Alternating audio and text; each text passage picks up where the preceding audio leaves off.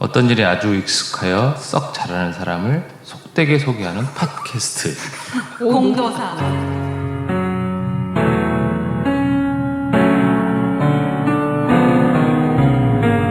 따스함을 찾기는 어렵지 않아. 그냥 사랑하며 살면 돼.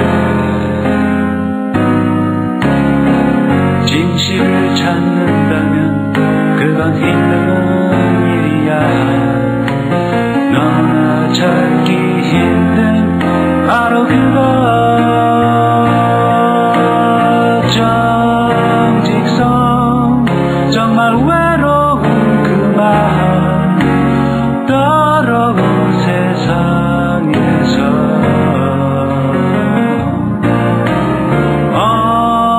honesty 너무 듣기 힘든 말 너에게 듣고. 안녕하세요. 바른도사 진도사입니다. 안녕하세요. 수다도사 은도사입니다. 안녕하세요. 후사도사 호도사입니다. 안녕하세요. 자칭도사 병도사입니다. 안녕하세요. 오늘의 공도사 정직성입니다. 예, 네, 반갑습니다. 반갑습니다.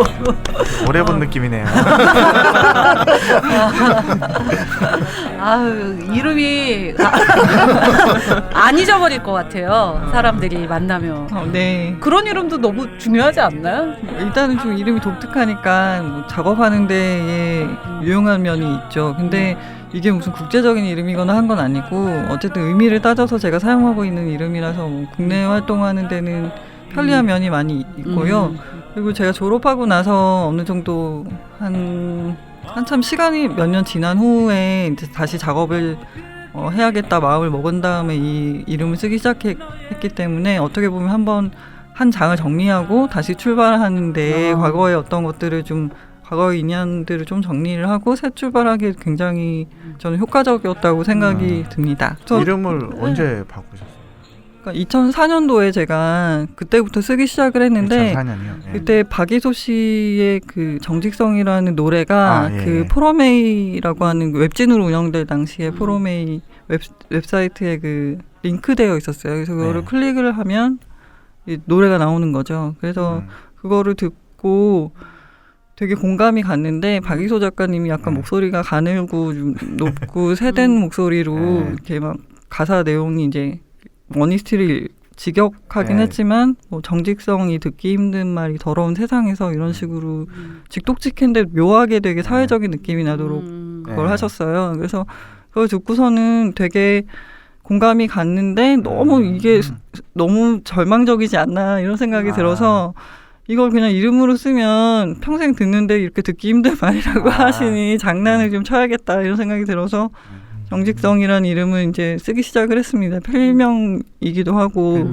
이제 작가명으로 쓰기도 하고 그러면서 이제 운영을 했었는데 그때 생각으로는 제가 이걸 쓰다가 우연히 저는 박이소 작가님은 모르고 한 번도 뵌 적이 없는데 그분은 전시하다가 우연히 만나게 되면 제가 이름으로 썼더니 진짜 많이 듣던데요. 이러고서는 얘기를 하려고 이렇게 쓰고 그러다가 뭐 얘기가 그렇게 되면 이제 다른 이름을 쓰거나 본명을 밝히고 하면 되겠지 뭐 이렇게 생각을 했었는데 2004년에 박이소 작가님이 돌아가셨고 그게 미술계에 알려진 게 한 11월 정도에 나중에 뒤늦게 알려져서 본의 아니게 제가 이거를 장난을 받아주실 분이 없어진 거예요. 그래가지고 본의 아니게 계속 업보를 이 무거운 이름을 계속 쓰게 됐죠. 그래서 뭐 제 친구들은 뭐 유연성이나 시장성 같은 이름을 쓰는 게 좋지 않냐, 시류에 맞아야 된다, 뭐 이런 얘기를 했는데 본의 아니게 이걸 참 계속 써야 되는구나 이러면서 계속 쓰고 있습니다. 박이소 작가님 되게 조용히 돌아가셨죠. 네. 2층에서. 몰라서 안 봐. 봤어. 박이소 작가님 이름도 필명이잖아요. 예, 그렇게 알고 있어요. 본명이 박철호거든요. 제가 잘 알고 있습니다. 아, 그래요? 네. 본명이 잘 모르시는. 박모라고 하기도 했었고 원래 뉴욕에서는 네. 박모라고 활동하고 본명은 저는 그분의 작업은 좀 알고 있었지만 개인적으로는 잘 몰랐는데 뭔가 정서적으로 공감이 되는 부분이 많아서 작업을 나중에라도 계속 하게 되면 언제가 만나게 되지 않을까 이런 생각을 했었거든요. 그래서 그 이름을 계속 쓰게 됐어요. 그래서 영문 이름도 정직성이라고 그냥 표기하고 있습니다. 어니스티라고 하면은 이 직독직해한 이 느낌에 대해서 잘 맞아. 알 수 없을 것 같아가지고 그렇게 쓰고 있는데, 그래서 간혹 기자님들이 물어보시면 이 얘기를 하는데 제 기사가 길게 나질 않잖아요. 그래서 기사에는 그냥 제가 무슨 빌리 조엘의 어니스티를 바로 듣고 영감을 받아가지고 정직성이라고 했다 막 이렇게 그냥 너무 축약을 해버리시는 바람에 그렇게 이해하시는 분들도 계신데, 그게 아니고 이제 박이소 작가님의 노래를 듣고 쓰게 됐는데, 장난처럼 썼지만 어쩔 수 없이 계속 쓰게 돼서 계속 이렇게 쓰고 있습니다. 아니 그 생각지도 못한 답변이 나가지고. 그리고 또 정직성이라는 이름이 약간 남성적인 느낌을 주기 때문에 제가 여자인지 잘 모르고서 이제 그 내용을 먼저 살펴봐 주시는 그런 경우가 많았기 때문에 저로서는 좀 이득을 본 점이 많이 있었죠. 맞아요. 믿음이 중요해요. 그러네. 프로시네요, 프로시야. 아니 너무 그 앞서간 거 아니에요? 아니 근데 그 이름을 정할 때는 이런 이득을 볼 거라고 생각을 하고 정한 게 아니라 그 박이 선생님 작품을 접하고 나서 이제 쓰게 됐는데, 근데 나중에 뭐 사후적으로 돌아보니 그런 식의 이익이 있었다는 그런 얘기죠. 근데 어떻게 보면 또 정직성이라는 단어 자체가 굉장히 강하기 때문에 제가 저 본래 모습보다 좀 더 강한 그런 느낌으로 이렇게 받아들이시게 되는 면도 있는 것 같아요. 이건 좀 장점인지 단점인지 사실 잘 모르겠고요. 근데 어쨌든 제가 이런 이름을 쓰고 있고 강한 붓질로 어떻게든 계속 전시를 하고 있는 이런 이력을 보여주고 있는 것이 제 후배들한테 되게 힘이 되는 것 같더라고요. 그래서 뭐 저 언니도 저렇게 하는데 그래, 포기하면 안 돼. 그리고 뭐 저한테 되게 전화해서 물어보고 막 그런데 사실 저는 해줄 말이 별로 없기는 하지만 어쨌든 그런 이미지가 후배들한테 그 용기를 준다 그러면 저는 뭐 그렇게 부담스러워할 필요는 없다고 생각하고 있죠. 좋습니다. 찬성입니다. 지금 현재 그 페인팅 작업만 하시는 거죠, 지금? 네네. 예. 그럼 원래 그 전공도 서양화 전공이셨고 계속 쭉 지금까지 계속 페인팅. 아니, 중간에 사진이나 설치 뭐 이런 그런 것도 것들도 하셨어요? 했고요. 뭐 작업을 쉬었던 적도 있고 학교 다닐 때는 미대에 거의 있는 것보다는 동아리 활동하느라고 되게 바빴는데 그 동아리가 그 다큐멘터리 사진 동아리 사진 집단 선언이라고 하는 동아리 활동을 많이 해가지고 미술과의 일은 좀 뒷전이었어요. 그래서 뭐 그림이 도대체 이 험한 세상에서 무슨 소용이 있나 이런 그런 고민이 많이 있었고 저희 동아리도 봉천 오동에 그 재개발되고 있는 달동네의 그런 급박한 상황을 계속 지속적으로 나가 출사를 하고 막 그런 상황이었기 때문에 약간 미술이 되게 유한 계급의 약간 그냥 사치? 뭔가 되게 그런 것으로만 약간 여겨지고 그 당시엔 또 혈기왕성했기 때문에 그런 게 이제 되게 죄스럽기도 하고 그래서 동아리 활동에 더 열심히 매달려 있었던 것 같아요. 그래가지고 미술 뭐 여러 가지 형식이 있었는데 일단은 학교 다닐 때는 회화 방식에 대해서는 좀 회의감이 있었고 근데 나중에 저에게 가장 잘 맞는 것이 페인팅이라는 거는 좀 시간이 한참 지난 후에 알게 된 경우죠. 그러면 그 다큐 사진 쪽에 학교 다니실 때는 오히려 심취해 계셨다가 그러니까 사진이란 장르에 심취했다기보다는 그런 사람한테. 뭔가 계급의 갈등 상황에서 하층 계급이 얼마나 이렇게 그 몰려 있나 뭐 이런 것들에 대해서 관찰을 좀 했던 것 같고 또 당시에는 달동네에 계속 오가면서 물론 저희 집도 잘 살지 못했기 때문에 계속 주거 공간이 그 기울어짐에 따라 주거 공간이 계속 바뀌어가는 더 안 좋은 공간으로 그런 경험을 같이 하고 있는 상황에서 그 공간에 출사를 나갔기 때문에 더더군다나 동감이 가기도 했었겠죠. 근데 그 공간 자체도 굉장히 한정된 조건에서 사람들이 굉장히 합리적으로 그 공간을 어떻게든 활용하기 위해서 계속 증식을 하면서 그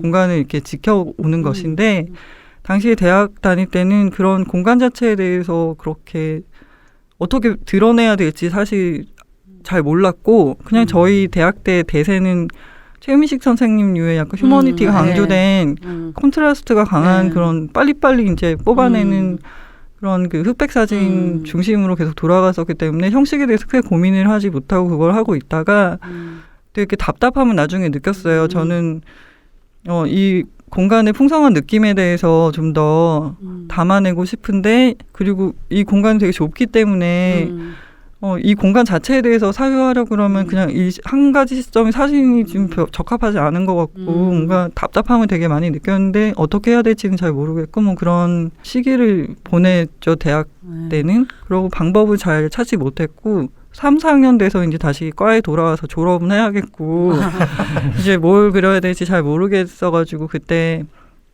졸업 전에 이제 광주 민중항쟁에 대한 그림을 이제 그렸었는데, 민중미술 계열의 스타일이 전혀 아니고 지금처럼 좀 필치가 강한 필치에 어떻게 보면 좀 그로테스크한 어떤 덩어리들이 에너지의 그런 싸움 같은 걸 하고 있는 듯한 느낌의 그런 그림인데, 이렇게 뭔가 어쨌든 공권력에 되게 맞고 있는 사람들에 대한 뭐 그림이기도 하고 그랬어요. 그래서 직접적인 그런 메시지 전달이 강한 그림은 아니고, 이때도 저도 되게 나중에 돌아와서 신기했는데 되게 형식 실험을 하고 있더라고요. 페인팅 내부의 형식 실험에 심취하더라고요, 저도 모르게. 근데 그런 그림들을 이제 그려서 졸업을 이제 했죠. 근데 광주 민중항쟁에 대한 그림은 발표할 기회를 갖지 그 외부적으로 갖지는 못했고, 그 이후에 이제 대학원 진학을 하고 나서 도대체 뭘 해야 될지 잘 모르겠어가지고 몇 년 동안 이제 작업을 쉬었고, 그때 또 결혼을 처음 했었는데 26살에 첫 결혼을 했었는데 그때가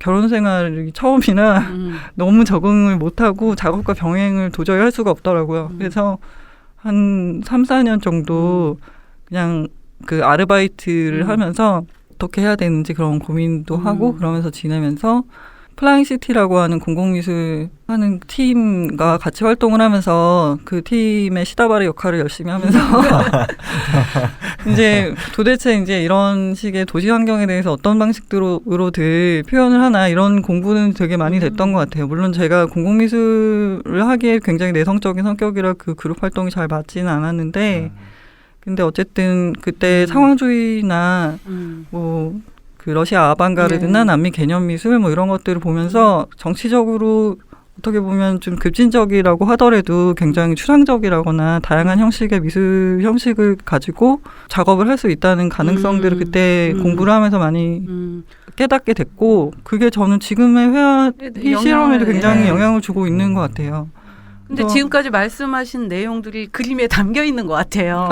그 어떤 그 다큐에 심취해 있었을 당시에 어떤 그런 달동네 탐방하셨던 것들, 그런 여러 가지들이 지금 딱 그림을 봤을 때 그냥 그런 과정들이 그림 속의 곳곳에 다 남겨져 있는 듯한 그런 느낌이 드네요. 레이어가 두껍네요. 저는 굉장히 제 그림이 제 삶하고 되게 밀착이 되어 있는 그런 그림이라고 생각을 하는데 이제 뭐 보여지는 방식이 어떻게 보면 좀 추상적이기도 하고 좀 세련된 것 같은데요.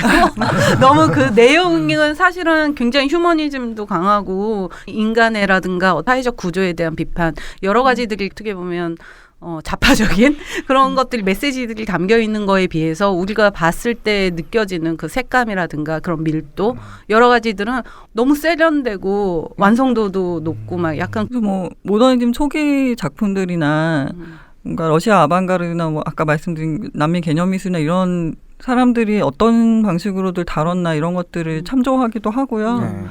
그리고 근데 저는 어쨌든 지금 제가 겪고 있는 지금 여기의 상황, 내가 겪는 나의 되게 개인적인 경험이 어떻게 드러낼 수 있을 것이냐, 그걸 핵심을 집어서 그거가 가장 중요하기 때문에 물론 다른 형식들을 끌어온다고 해도 이게 내가 원하는 거를 가장 적절하게 표현하는 데 적합하냐, 이게 이제 가장 중요한 부분이죠. 그래서 그거를 뭐 추상적인 방식이라고 하더라도 그것이 향하는 방향이 어느 쪽이냐, 이것이 저는 되게 중요하다고 생각하는데, 근데 뭐 제가 졸업하고 대학원에 가고 할 때만 해도 어쨌든 뭐 정치적으로 급진적이면 민중미술이고 뭐 아니면 추상이고 뭐 이런 식으로 해서 서로 간에 갈등이 좀 있었고, 그리고 이후에 뭐 포스트 민중미술로 지금 분류되는 그런 분들의 경우에도 페인팅은 굉장히 보수적인 거고 뭐 약간 이런 식의 어떤 그런 구분들이 관념들이 있었는데 있죠. 예.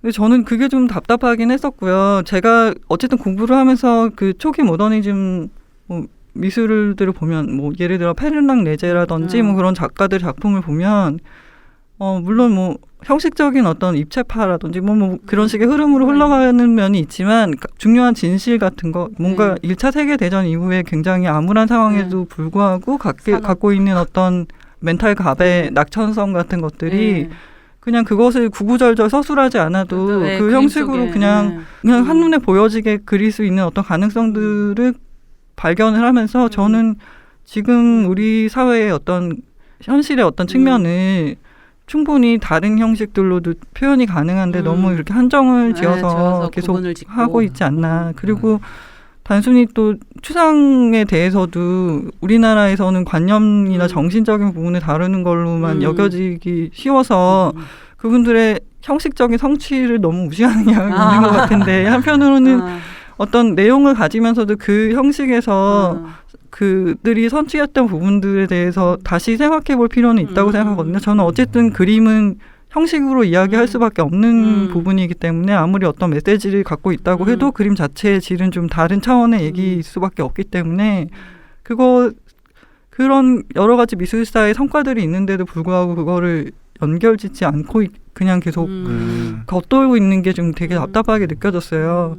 그래서 처음에는 그림이 도대체 뭘 할 수 있을까 이런 생각을 하다가 어떤 공부나 그런 공공미술을 하는 친구들과 공부를 같이 하고 그러면서 오히려 저는 페인팅으로서도 뭔가 어떤 진실을 전달할 수 있는 가능성이 있고 또 한편으로는 사진보다 훨씬 더 저라는 개인성을 압축적으로 드러내기 가장 효과적이고 가장 강력한 매체일 수 있다 이런 생각을 하죠.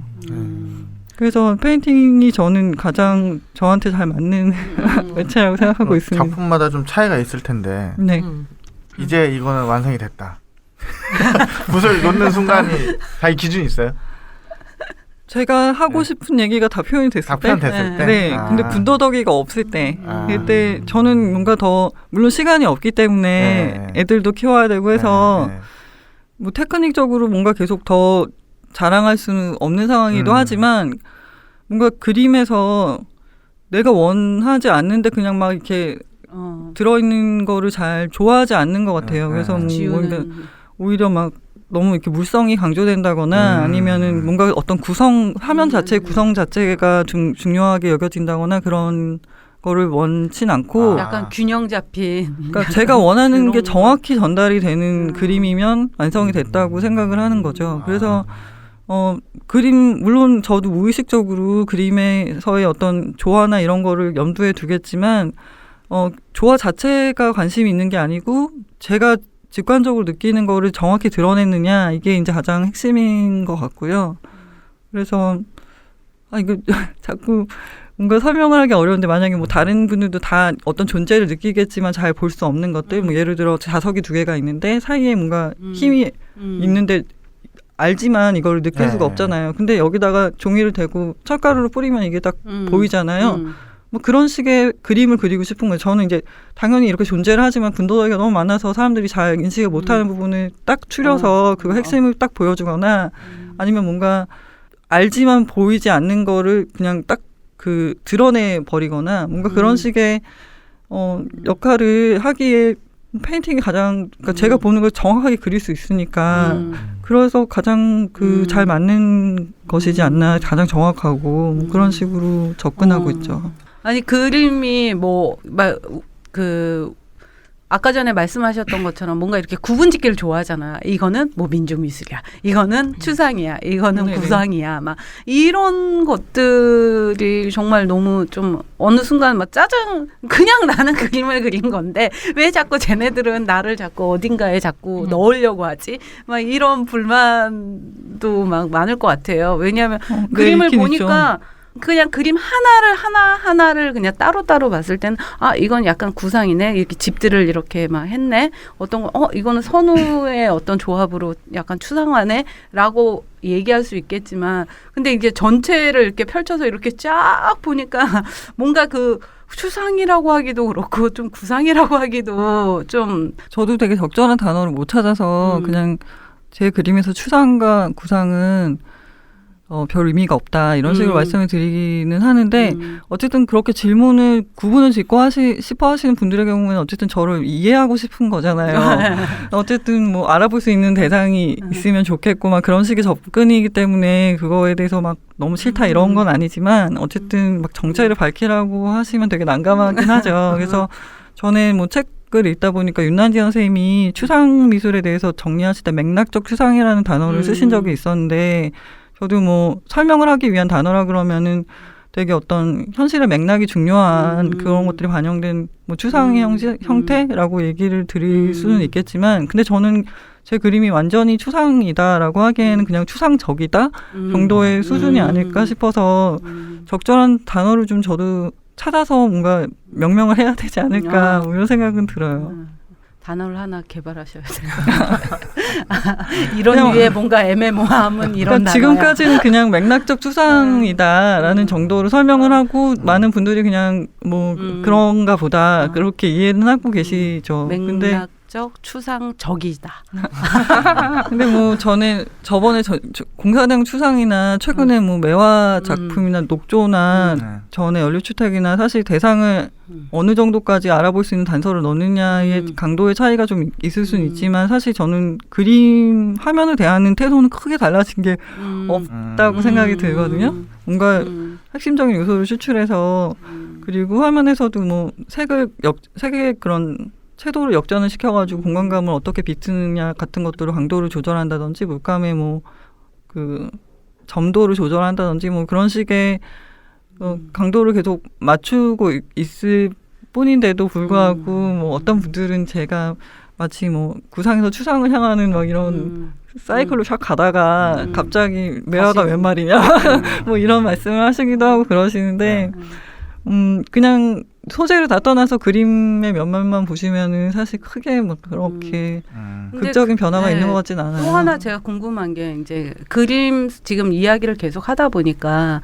어떤 작업을 할 때 생각하시는 부분이나 어떤 고민하시는 그런 부분들이 어떻게 보면 굉장히 커요. 그 범위가. 그런데 좀 약간 사람에 대한 그 그림 속에 사람이 있다고 네. 생각하세요? 대상으로 넣은 적은 없죠. 저는 그게 너무 어려웠어요. 그게 뭔가 어쨌든 직접적으로 메시지를 전달하는 거를 좀 피하고 싶기도 했고 해서 근데 저는 왜 한편으로는 어떤 사람의 방이나 책상을 보면 그 사람의 성품이 드러난다 이런 식으로 말을 하잖아요. 그런 것처럼 그러니까 제가 다음 전시할 작품의 경우에도 대상은 기계들을 막 그렸는데 공간은 물론 그리고 기계라는 어떻게 보면은 뭐 차갑다고 생각되는 거를 다루는 것일지 모르지만 저는 거기 안에서 마치 인간의 장부를 다루듯이 그런 약간 의사처럼 뭔가를 연결해가지고 엔진을 연결해서 발전기를 만든다든지 막 이런 식으로 전용하는 그런 사람의 모습을 보는 거죠. 그래서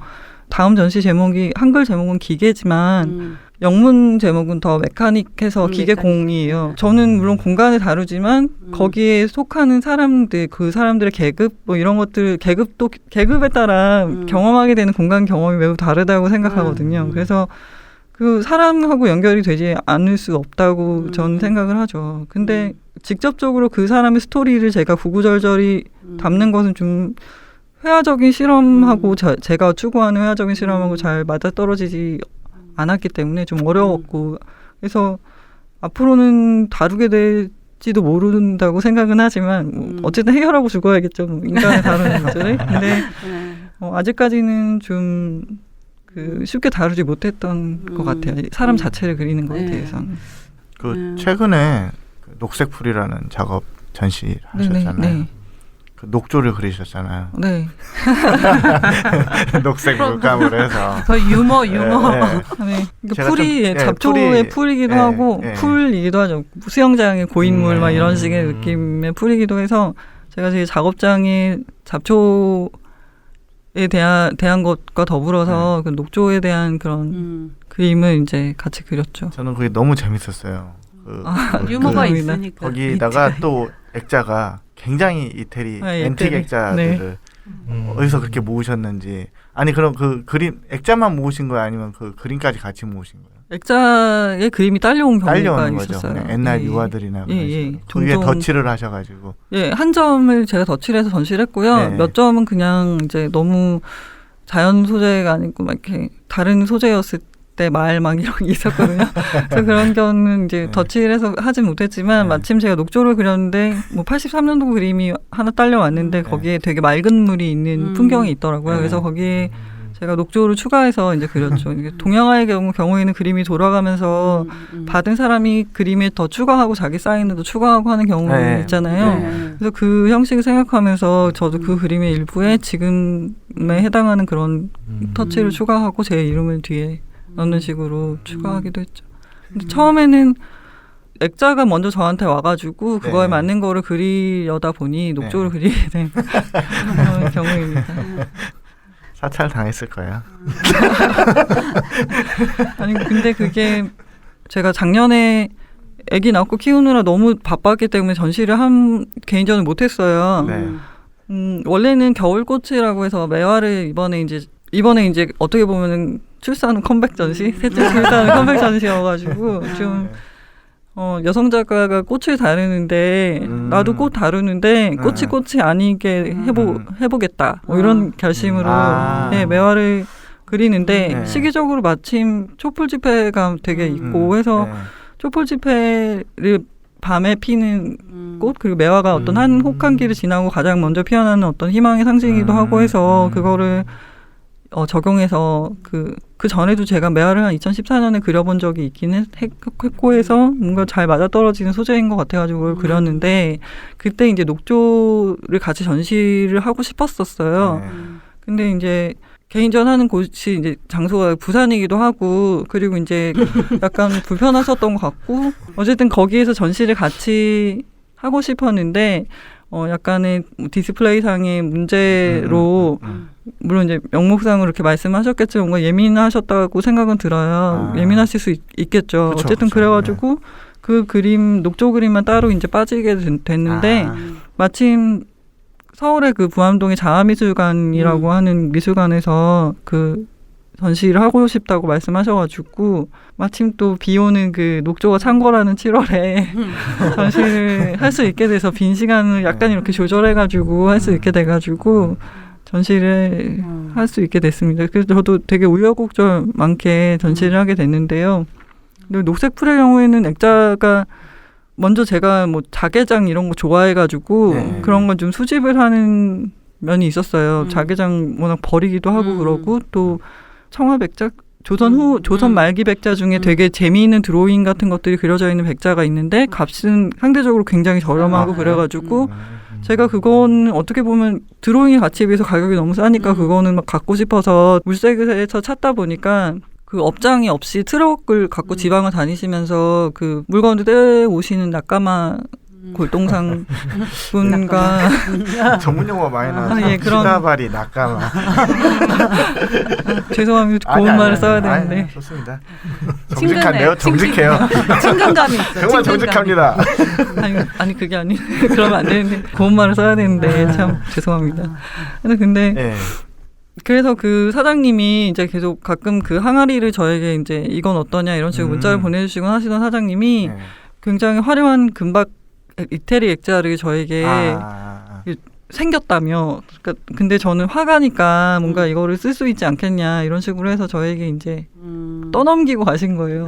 그러면서 문자로 15만 원 입금해달라고 하셨는데 진짜 되게 컸어요. 한 100호 정도 되는 사이즈가 막. 그러면 예, 별로 되게 비싼 게 아닌데. 예, 그래서 뭐 만약에 앤틱 가구점에 가서 막 이런 거 구입하려고 그러면 사실 한 거의 100만 원은 100만 줘야 원 될 정도 하죠. 예. 그런 그 앤틱 액자 중고를 저희 갖다 주셨는데 액자가 너무 화려했기 때문에 도대체 여기다가 뭘 나는 현대미술 하는데 네.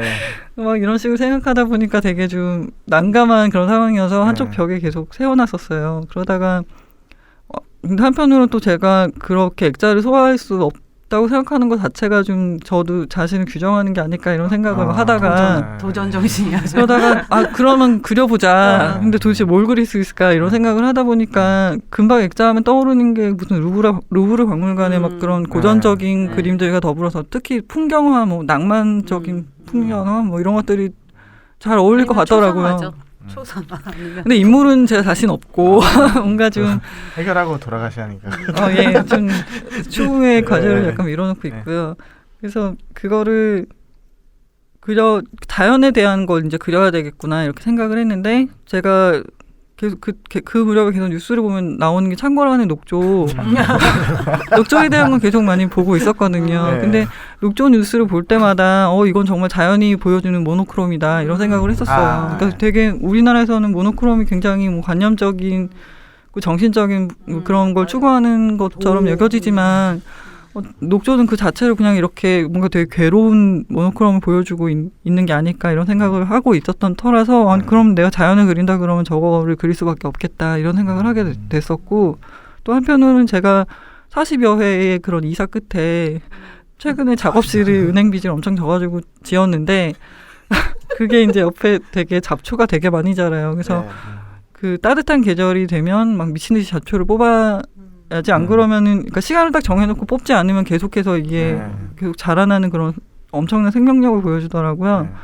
그래서 뭐 인간이 통제하려고 하는데도 불구하고 이게 안 되는 어떤 강한 에너지를 녹조도 그 자체로 뭔가 뭐 4대강처럼 뭔가 큰 사업으로 어떻게 좀 해보려고 했는데 그걸 넘어서는 어떤 파워를 보여주는 것처럼 그 잡초도 이건 내 일상생활에서 바로바로 접하는 거지만 일상생활의 녹조 같은 것이 아닐까 이런 생각이 들어가지고 그 두 가지를 중첩을 해서 이제 그려야겠다 이런 생각이 들어서 그래서 이제 녹색 풀이 잡초의 그런 풀이기도 하고 고인 썩어가는 그런 고인물의 어떤 고인물 그런 거의 풀이라는 것이 이제 동음이어로 이제 좀 사용을 해가지고 전시를 하면 좋지 않을까 해가지고 쓰게 됐습니다. 그래서 한편으로는 뭐 모노크롬이 너무 관념적인 그런 대상으로 여겨지는 거에 대해서 약간의 비틀기 좀 다시 생각해보자. 그래서 뭐 섣불리 모노크롬의 성과를 그냥 뭐 관념적인 장르로 이렇게 그냥 밀어버리는 것도 좀 싫었고 또 그거 자체가 너무 또 숭고하게 여겨지는 것도 싫고 그런 식의 어떤 것들에 대해서 좀 다시 한번 생각을 했으면 좋겠다 이런 의미로 액자를 좀 활용하게 된 것 같아요. 아무튼 전 개인 취향으로 아주 좋습니다. 너무 좋아하는 그런 작품, 제가 제일 좋아하는 그런 식의 작품들. 근데 액자 더 이상 모으기 힘들어가지고. 그러면 그 골동상 분하고는 계속 거래를 하시고 계신 거예요? 아니 그래서 제가 액자 전시했다고 문자로 보내드렸더니 한번 들으시겠다고 하셨는데 정말 오셨는지 잘 모르겠고요. 그 액자에 정말 제가 작업할 거라고 생각 못 하셨던 것 같아요. 그냥 뭔가 약간 거울 같은 거 넣어서 쓰거나 뭔가 그렇게 하실 줄 알았는데 제가 전시를 잘 했다고 문자를 보내드렸더니 되게 뭐 기뻐하시더라고요. 그래요? 예. 또 갖고 오겠네요. 아니 그분은 그냥 우리나라 새로운 전국을 계속 그런 것. 그렇게 다니시면서 예, 아니 저도 정확히 어떤 지역을 다니시는지는 모르겠지만 뭐 어떤 지역에 뭐가 항아리를 발견하면 전 특히 또 물고기 모양의 항아리를 좀 좋아해가지고 뭐 그런 걸 찾으시면 고객들이 이렇게 쫙 있고 예, 뭔가 그거 취향이 취향들이 있는데 맞는 뭐가 생기면 그걸 사러 가서 그거를 예, 이제 가서 또 일단 장터에 주고 가서 가는 이제 거기서도 그 약간 작은 규모의 옥션 같은 게 이제 있는 셈인데 거기서 물건을 구입할까 말까 뭐 이런 것들을 이제 물어보시는 거죠. 이거 이제 할까 말까 뭐 이런 거를. 근데 어쨌든 번호는 제가 갖고 있어요. 너무 신기한 사람을 알고 계시네요. 아니, 근데 그러니까 몇 분이 그런 분들이 계시고요. 뭐 그런 게 특별한 게 아니라 여러분들도 뭐 약간 중고나라 같은 그런 사이트들을 통해서 오타쿠처럼 뭔가를 자꾸 찾다 보면 연결이 되는 것 같아요. 중고나라 별게 다 나와요. 예, 저도 중고나라 탐구하는 거랑 뭐 피터팬의 방 탐구하는 것도 되게 좋아해가지고 물론 여성이니까 막 가서 들여다보고 이러는 거는 잘 못하지만 어쨌든 어느 규모의 어떤 지역의 어떤 가격이 어떤 방이다 뭐 이런 것들이 나오잖아요. 그런 것처럼 물건의 경우에도 뭐 이 정도 이 정도 가격이면 어떻고 하는 것들을 좀 시세를 알 수 있네요. 네, 그리고 또 물건의 시세. 외국 사이트가 아니고 한국 사이트니까 굉장히 실생활 접근한 어떤 체감적인 그런 물건의 용도와 뭐 가격 이런 것들 볼 수 있어가지고 저는 좀 취미생활 그러면 그런 것도 모으시는 게 아까 백자 그거 네네. 드로잉 돼 있는 그거 외에도 또 뭐 이렇게 특별히 또 좋아하는 취향이나 오브제들. 그러니까 저는 자개장 한동안 모았었고요. 그리고 그럼 자기장은 근데 등치가 크잖아요.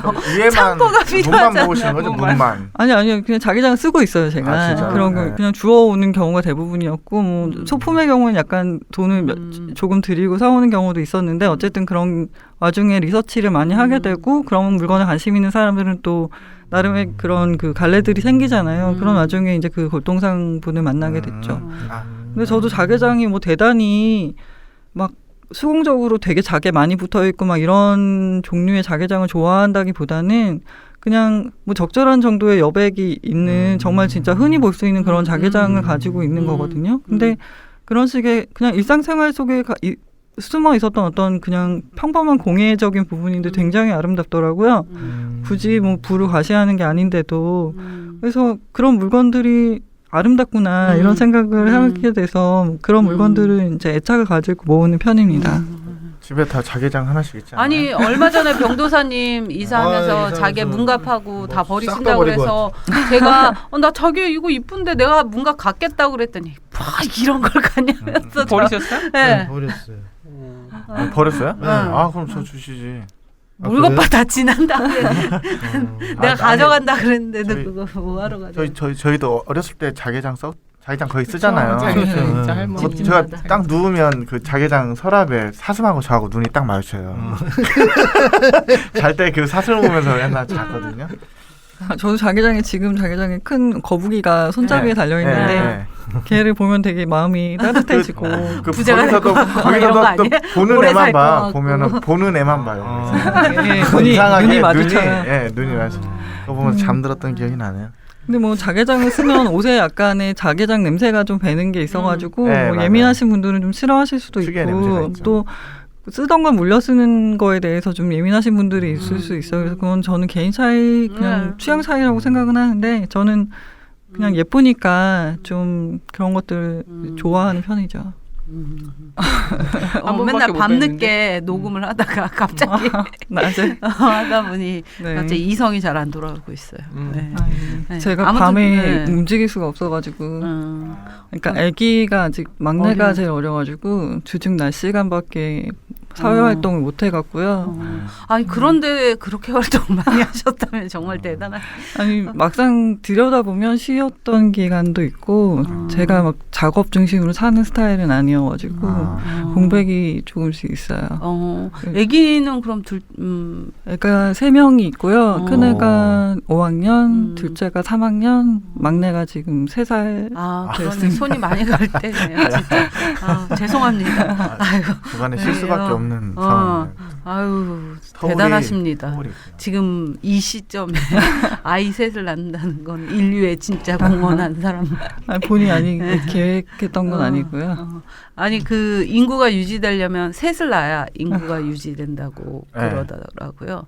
저는 둘인 줄 알았거든요. 둘이 아, 결혼해서 세 둘만 명이- 놓으면 되지. 셋을 라고 낳아야지 생각했는데. 지금 이 현상 유지가 된다. 유지가 그러니까 중간에 뭐 이렇게 병 들어서 죽고 뭐 이렇게 막 그러니까 여러 그런 평균으로 따지니까 이거는 그런 어떤 여러 가지 그런 거를 했을 때 유지가 되려면 뭐 그렇다고 그래서 네. 아니 나 공헌한 줄 알았더니 저희는 다 유지. 둘씩이죠, 둘. 그러게요. 네. 괜찮아 여기 하나 이렇게 주면 이렇게 죄인 국가에 전혀 도움 안 되는 분이 하나 있네요. 아니, 별로 국가에 도움이 되는 것 같지는 않고요. 뭐 또 근데 뭐 반대쪽 측면도 있더라고요. 사람이 없어야 된다.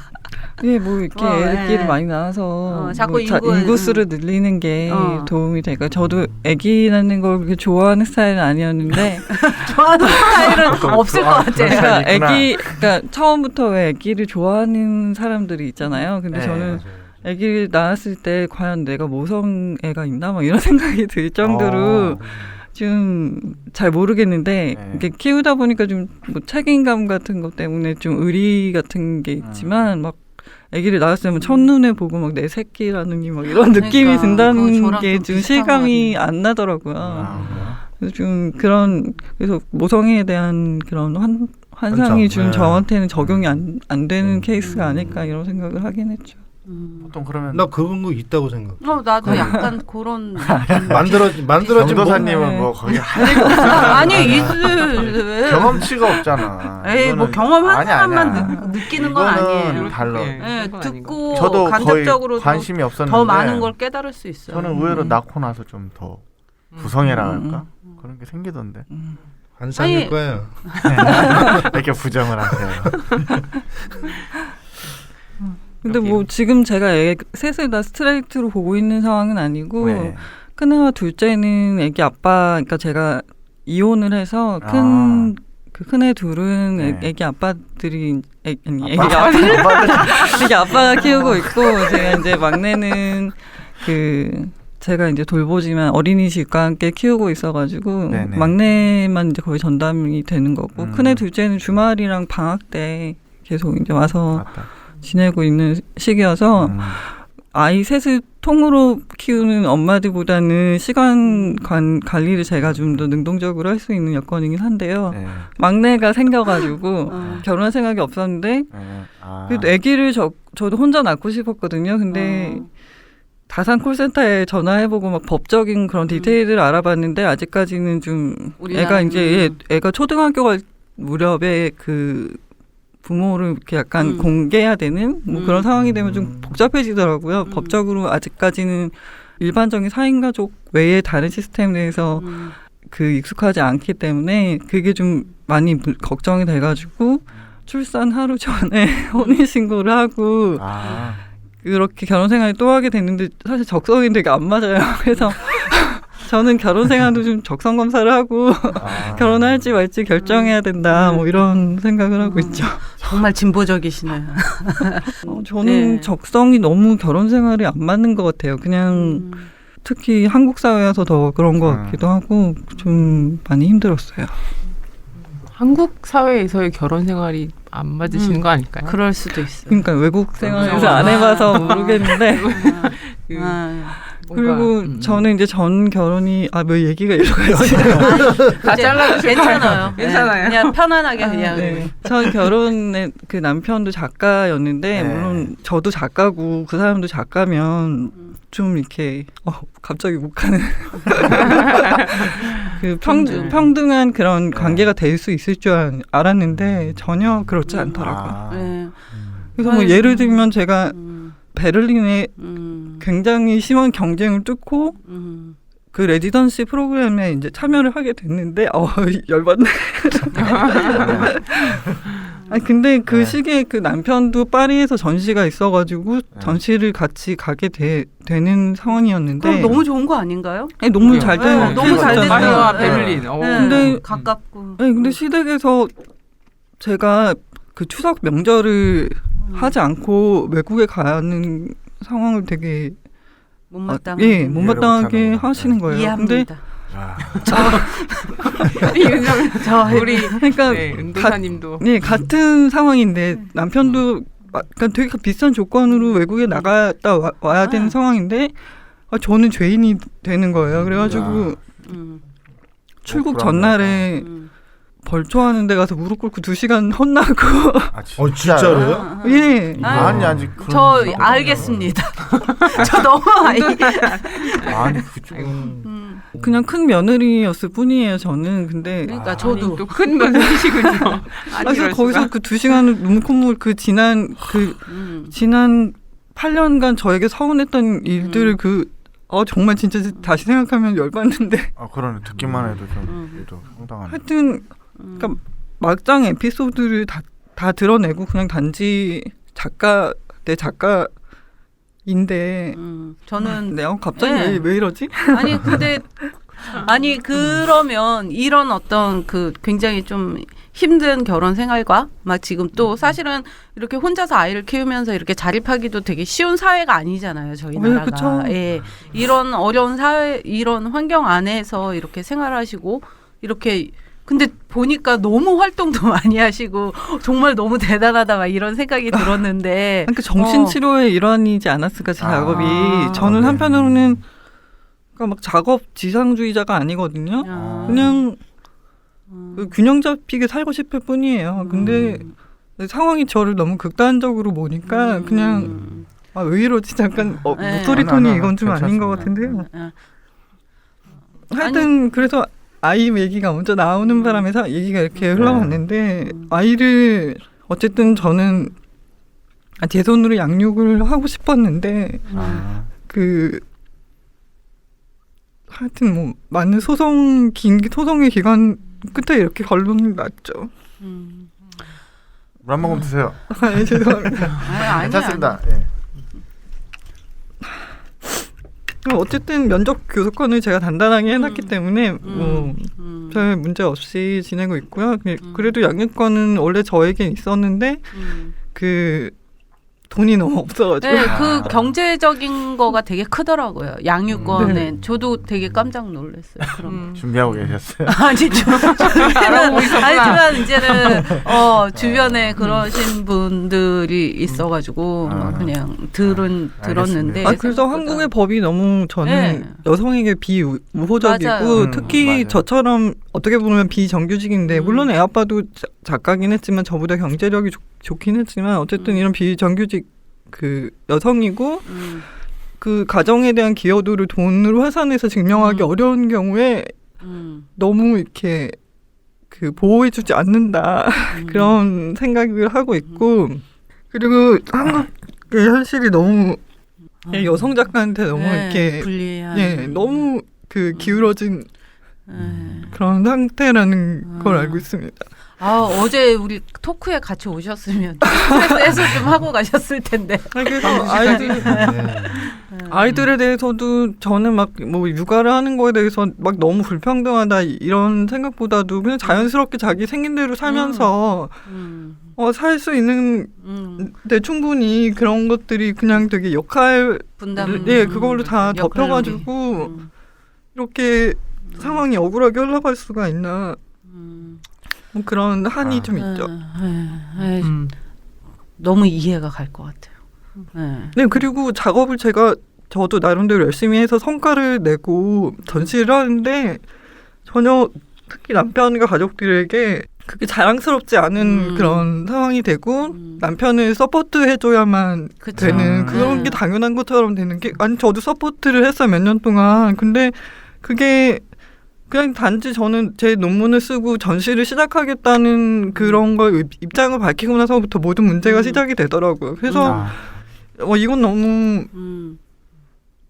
좀 그냥 공적인 커리어를 쌓는데 제가 커리어에 목을 맸던 것도 아니고 근데 어떻게 나의 성과가 이렇게 적대적으로 아니 그리고 그런 성과가 가족이라면 가까운 사람이라면 더 기뻐하고 사실 더 자랑스러워 해야 되는 그런 가장 가까운 사람들이 이들이 오히려 막 그런 보수 단체처럼 그러네요. 그런 식으로 가까운 사람을 매도하고 그게 막 그런 너무 거는 스트레스가 정말. 컸고요. 특히 그 당시 남편은 매우 진보적인 그 세계관을 외부적으로 보여주고 있는 작가였기 때문에 저로서는 굉장히 큰 배신감을 많이 느꼈고 또 그 무리 진보를 자처하는 무리들에서 또 이혼을 하는 이런 과정 속에서는 제가 배척이 되더라고요. 그래서 뭐 그런 약간 되게 불합리한 상황들 많이 겪었는데 그런 것들을 겪다 보니까 최근에 뭐 성희롱이나 성추행 문제부터 해서 뭐 그룹들 안에서의 그런 문제들에 대해 여성 작가들이 그 입장을 밝히고 하는 것들을 보면서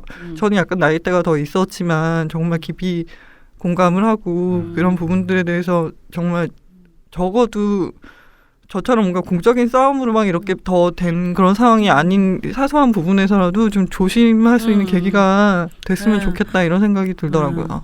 정말 좀 하여튼 그런 부분 저는 너무 가슴 아프게 느끼고 있는데 근데 아직 조금 한 세대가 좀 한 번 더 이렇게 바뀌지 않으면 너무나 이게 설득이 안 되더라고요. 네. 저도 뭐 약간 비슷한 그런 뭐 경험을 했을 때 처음에는 설득이 되고 막 이렇게 얘기를 하고 이러면은 될 거라고 생각을 했는데 전혀 그걸 불가능하다는 거를 이제는 깨닫게 되고 논리로 접근할 수가 없어요. 아예 말이 안 통하는 그런 상황이고 그리고 또 사회적으로 봤을 때 분명히 남자가 잘못한 상황인데도 여자들이 여자를 매도하는 네. 그런 상황들을 몇 번 봤어요. 그래서 도대체 뭐지?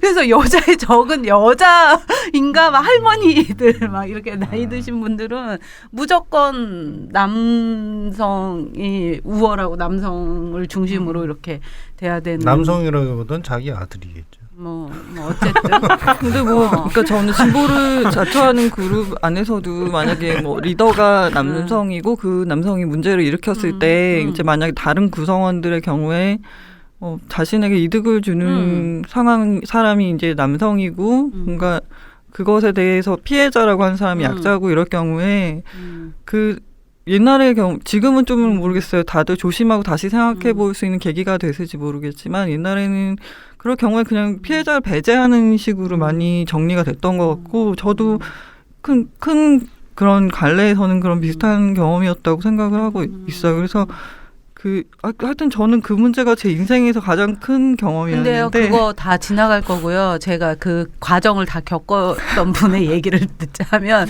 정말 애들 크고 나면 남자는 쓸모없는 존재가 된다면서 반박하셔야 되는 거 아니에요? 작가님? 저의 경우에는 지금도 필요 없어요. 저는 집에서 별 쓸데 없습니다. 저는 그런 가정 내 문제이기도 하지만 이제 어쨌든. 애 아빠도 작가고 뭐 관련된 모든 사람들이 다 이 좁은 판에 있기 때문에 맞아요. 다 같이 소식을 듣고 공생을 하면서 갈 수밖에 없는 거예요. 물론 그 그룹에서 제가 나와서 저는 어차피 혼자 작업을 계속 하고 있기 때문에 그렇지만 그런 존재를 저도 뭐 없다고 부정할 수 없는 거고 계속 그렇게 지켜보면서 갈 수밖에 없는 게 좀 사실 되게 괴롭고요. 그렇지만 어쨌든 제 입장에서는 저는 사라져 줄 생각은 없다. 계속 건재하게 그쵸. 내가 어쨌든 공적인 통로로 계속 내 소식을 들을 수 있는 상태로 만들어주고 싶다 이런 생각은 하고 있죠. 역시 페이스북 친구예요. 저도 널리 알리겠습니다. 아니 근데 제가 이런 상황들에 대해서 뭐 개인적으로 응징을 하거나 뭐 그게 누구였어 막 이렇게 밝혀가지고 하고 싶진 않지만 어쨌든 구조적인 문제가 있는 건 사실인 것 같고 그런 대해서도 저는 그 경험이 제 인생에서 제일 센 경험이었는데 아직까지 그게 너무 아파가지고 한 번도 제 작업에 직접적으로 표현을 해보지는 못했어요. 왜냐하면 너무 이렇게 붙어있는 소재를 작업하기가 쉽지가 않더라고요. 그래서 그렇지만 약간의 시간이 지나서 제가 좀 감정적으로 좀 하게 되면 이 문제에 대해서 꼭 얘기하고 싶은 그러니까 그걸 얘기하는 그 선배 작가가 되고 싶은 생각입니다. 네, 그래서 저는 약간 아까 전에 그런 질문을 하고 싶었어요. 그런 시기, 뭐 힘든 시기 이런 것들이 작업에 얼마나 많은 영향을 미치고 있는지 지금 현재 작업을 하고 있는데 지금은 그냥 계속 그나마 제가 작업을 하지 않았다면 되게 돌았을 것 같아요. 약간 어쨌든 사회적으로 저라는 존재를 계속 어쨌든 살아있다 이렇게 보여줄 수 있는 통로는 전시하는 것밖에 없었고 그리고 물론 제가 뭐 작업이 전체 목매고 이런 건 아니었지만 어쨌든 그런 식의 통로가 있었기 때문에 그나마 뭐 시간표를 짜고 언제까지 할 일을 만들고 그러면서 완전히 무너지는 거를 배제할 수 있었던 것 같고요.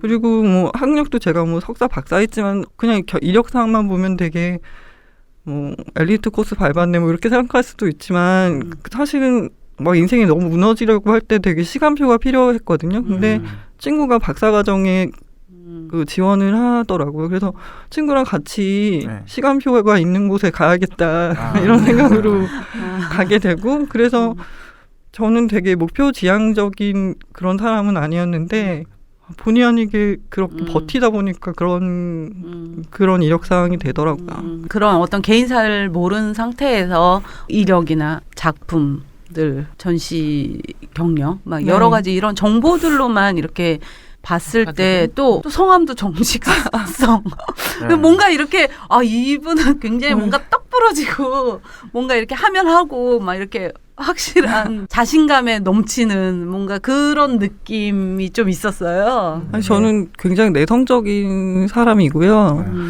그리고 사회생활을 잘 못하는 것 같아요. 그리고 물론 이력상으로는 그러니까 뭐 어릴 때 공부도 잘하고 해서 뭐 석사 박사 이렇게 갔지만 집안 환경이 그렇게 좋지는 않았기 때문에 그냥 개인사로 들여다보면 굴곡이 되게 많거든요.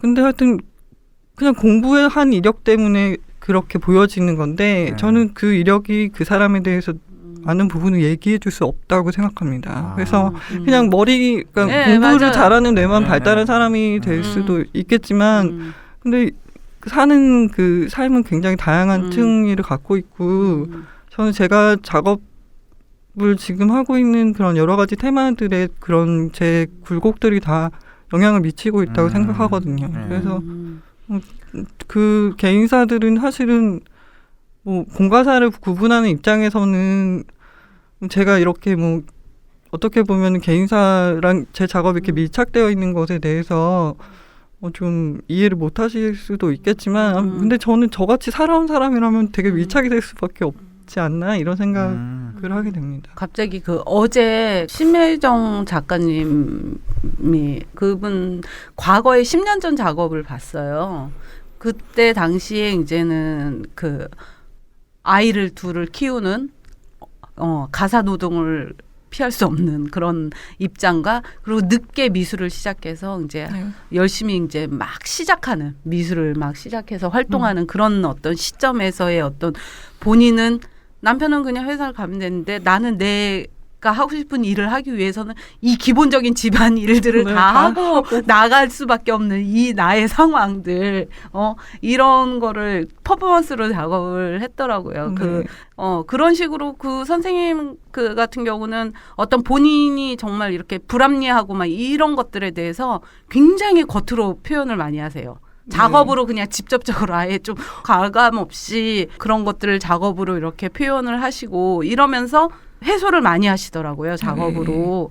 저는 아직까지는 그 상황이 너무 아팠기 때문에 그렇게 좀 어떻게 보면은 그거는 약간의 거리감이나 유머러스함이 있는 상태에서 좀 가능하지 않을까 그런 맞아요. 생각이 그럴 들고 수도 있어요. 또 내성적인 성향도 저는 좀 그 한몫을 했던 것 같고 제가 해소하는 방식은 어떻게 보면은 형식적인 실험 그러니까 그림을 뭐 붓질을 어떤 방식으로 할 것이냐 물감을 흘릴 때의 뉘앙스라든지 그런 것들로 이렇게 표현을 했던 것 같고요. 직접적이지 않은 방식으로 표현했지만 표현하지 않았다고 할 수는 없고 저 개인적으로는 물론 이게 읽는 사람이 쉽게 읽을 수 없게 해놓긴 했지만 나름의 방식을 쓰긴 했었어요. 근데 참 직접적으로 뭔가를 표현하는 게 저한테는 그렇게 막 쉽지는 않더라고요. 해소 얘기 나와서 그런데 붓질 할 때 네. 많이 해소를 하시나요? 그러면 그 건물들 그린 비구상화 그림들 보면은 네네. 이게 행위에서 많이 나오는 것 같아요. 그냥 그 나중에 결과물이 처음에 그리고 지우고 또 그리고 덧칠하고 그런 행위 자체에서 해소를 더 많이 느끼시는지. 일단은 제가 정했던 주제나 소재에 맞는 형식을 일단 취하기는 하는데요. 네. 그 방식이 그때 이제 공사장 추상을 그릴 때 긋고 지우고 다시 그리고 뭐 이랬던 방식은 그때 이제 이혼하고 막 이런 시기랑 맞물려 있어서 뭔가 무너지고 다시 막 구조를 세워야 되고 뭐 그런 시간표를 제가 만들어야 되고 막 이런 상황하고 대입이 잘 되더라고요. 그래서 흐릴 때도 그림 긋지만 시원스럽게 긋긴 하지만 이것이 물성이 이렇게 줄줄 흘러내리기 때문에 그냥 되게 낙천적인 긋기로 보여지지는 않는 그런 상태의 물감으로 긋고 그걸 다시 지워서 이것이 되게 구조가 되게 허술해 보이게 하고 그걸 다시 또 다른 방식의 구조로 만들고 그래서 되게 굳건하다고 믿는 그런 구조가 사실 되게 허망할 수 있지 않을까 뭐 이런 식의 얘기를 약간 빗대어서 하기도 했고요. 그것 자체도 그렇지만 뭐 우리 도시 공간 자체가 너무나 빨리 재개발이 되고 막 속도도 너무 빠르고 과연 이게 안전할까도 잘 모르겠고 그리고 뭐 저도 이사를 거의 40번을 막 다녔는데 거의 뭐 재개발 이게 뭐 집이 되게 어렵기도 했고 또 이제 작업실을 계속 운영을 해야 되니까 이제 돌아다니게 된 것도 있지만 가격 대비 싼 곳은 아무래도 재개발되는 그런 지역이잖아요. 근데 그거를 이사를 염두에 두고 간다고 해도 너무나 빠른 속도로 그게 이사를 다녀야 하고 막 이러는 것 때문에 굉장히 피로감이 많이 쌓여 있었거든요. 그래서 그런 속도와 소음 그런 것들이 포함이 될 수 있는 어떤 그림의 적절한 형식이 뭐가 있을까 이런 것들을 생각했을 때 이제 빨리 긋고 지우고 다시 긋고 뭐 이런 식의 그런 그 형식 뭐 그런 것들에 이제 적용을 해가지고 그리는 게 맞지 않겠나 뭐 이런 생각이었죠. 그래서 저는 제가 보는 주제에 합당한 형식과 한편으로는 이제 제 개인사에서 제가 정말 그 당시에 필요한 표현 뭐 그런 것들이 좀 다소 섞여 있는 부분이 있는 것 같아요. 연립주택 시리즈의 경우에도 몇몇 작품은 되게 우울했던 시기에 그렸던 작품은 밑색이 굉장히 그 밝은 채도가 높은 붉은색을 칠하고 위에 약간 그 반투명하지만 채도가 낮은 애를 올려서 그 조명을 때리면 이게 확 불이 나는 것 같은 느낌이 드는 그런 페인팅을 만들었었는데 그때는 정말 이 집들 저 하나하나마다 이 연마들이 하나씩 앉아가지고 이거를 다 버티고 있겠구나 이 생각을 하면서 한편으로는 진짜 확 불질러버리고 싶다. 뭐 이런 마음이 있었는데 물론 그렇게 실행을 할 수는 없지만 어떤 식의 어떤 은유 같은 것들로 그런 압박이나 밀도 같은 것들을 그렇게 들어가 있는 그 집의 수라던가 아니면 채도를 역전시키는 방식 이런 것들로 활용해서 표현할 수 있지 않을까 생각해서 이제 표현을 하는 거죠. 근데 제 작업은 언어적으로 굉장히 직접적이라기보다는 그런 회화 형식에서 그런 뭐 레이어를 어떻게 운영할 것이냐 아니면 붓질을 어떤 성격으로 활용해서 물감을 뭐 흘리냐 그냥 긋느냐 뭐 이런 것들의 차이들 가지고 제가 대상에서 보고 있는 어떤 측면을 더 부각시킬 것이냐 아니냐 단서를 더 넣을 거냐 아니냐 이런 것들을 결정을 해가지고 그리게 되는데 그중에 많은 판단의 많은 부분이 어떻게 보면 제 개인사에서의 그런 뉘앙스 같은 것들이 적용이 되는 면이 있는 것 같고요. 또 거기엔 당연히 제가 속한 경제적 계급에서 겪게 되는 공간에 대한 뉘앙스 그런 것들이 강하게 적용이 된다고 생각합니다. 아니 그 그림을 보면 진짜 손으로만 이렇게 만들어진 그림 같은데 굉장히 깊은 공간을 느낄 수 있거든요. 공간을 엄청난 공간감이 표현돼 있어요. 그렇게 된 것도 있고 또 아니면 더 납작하게 뒤에서 뽑아내는 것도 있고 그런데 그거는 작품 시리즈의 특성에 따라서 조금 이제 제가 선택을 해서 다르게 운영을 하고 있죠. 근데 어쨌든 저는 많은 시간을 그림을 그리는데 투자를 할 수가 없기 때문에 애기들도 키워야 되고 막 이래서 그리는 방식이 굉장히 압축적으로 변할 수밖에 없었는데 어떻게 보면 생존을 위한 진화의 방식이었을 거라고 저는 생각을 하는데 그래서 작업에서 제가 가진 테크닉을 자랑하는 방식의 작업을 할 수가 없어요. 그래서 저는 제 작업은 그러니까 제가 보는 현실을 어떻게 전달할 것이냐를 판단하고 그거를 압축적으로 요약 정리해서 뼈대를 드러내서 보여주는 사람이 제가 하는 역할이 아닌가 그런 생각을 하고 있습니다. 그래서 뭐 제 작업을 뭐 어떤 분들은 딱히 추상이다 구상이다 뭐 이런 구분을 하시려고 하는 분들도 계시는데 사실 저는 그건 큰 의미가 없고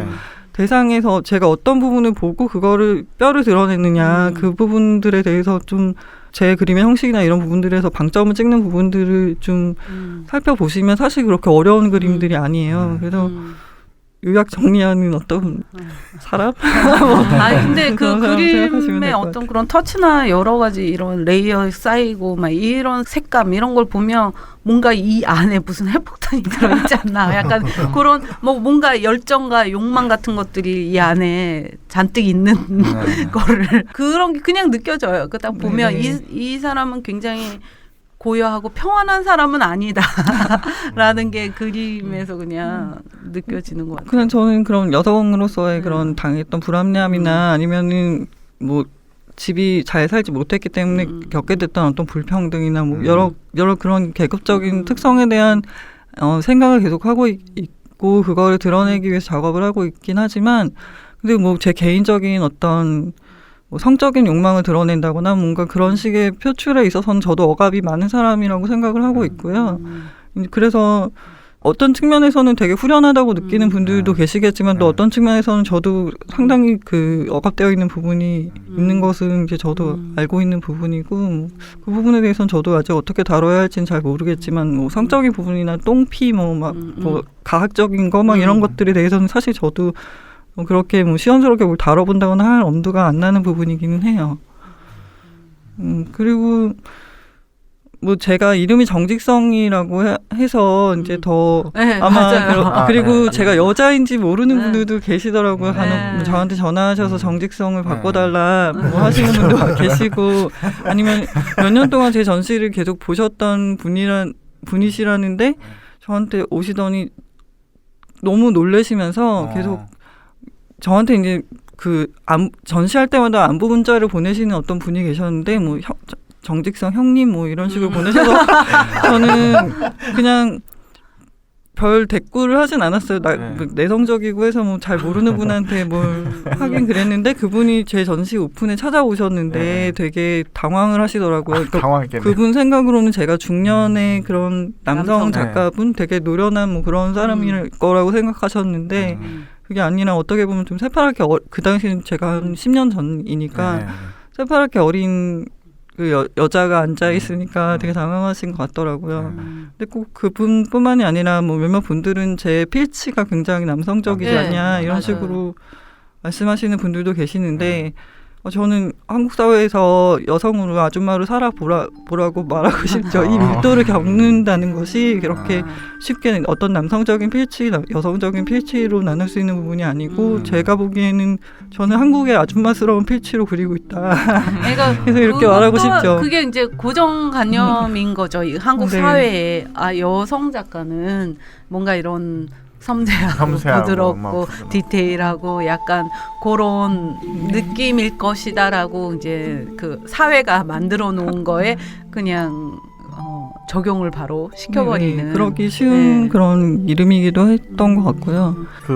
앞으로 전시 계획이나 작업 계획 있으시면? 일단은 다음 전시가 11월 23일 날 대구 리안 갤러리에서 오픈하는 예. 그 기계 전시 공업사에 펼쳐졌던 그런 엔진들과 기계들에 대한 전시를 하게 될 거고요. 그 다음 시리즈는 아직 기약을 잘 못하겠고 뭘 그리게 될지 사실 잘 모르겠어요. 저도 이제 도시공간에서 이사를 가가지고 작업실을 내고 그 안에서 독박 육아를 하고 있는 상황이어서 아니면 한편으로는 좀뭐 여성의 노동에 대해서 좀 더 고민을 해보게 될지 아니면 자연물에 대해서 좀 더 생각을 하게 될지 잘 모르겠는데 보통 그쪽으로 가면 자연에 많이 가까워지더라고요.